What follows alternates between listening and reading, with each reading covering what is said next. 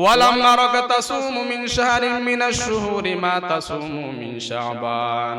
ইয়া রাসূলুল্লাহ, আমি শাবান মাসে এত এত বেশি আপনাকে রোজা পালন করতে দেখছি, অন্যান্য কোন মাসে তো এত বেশি নফল রোজা আপনি আদায় করেন না।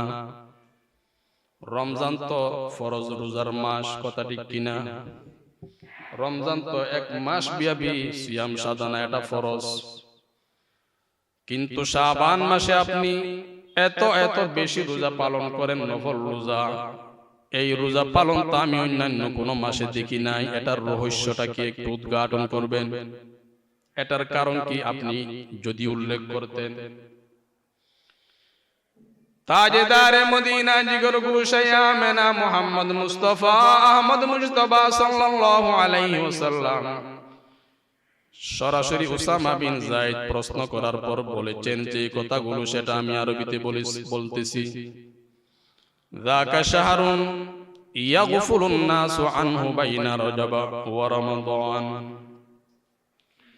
ওয়া হুয়া শাহরুন তুরফাউ ফীহিল আমালু ইলা রাব্বিল আলামিন ওয়া আনা উহিব্বু আন ইউরফা আমালি ওয়া আনা সাইম।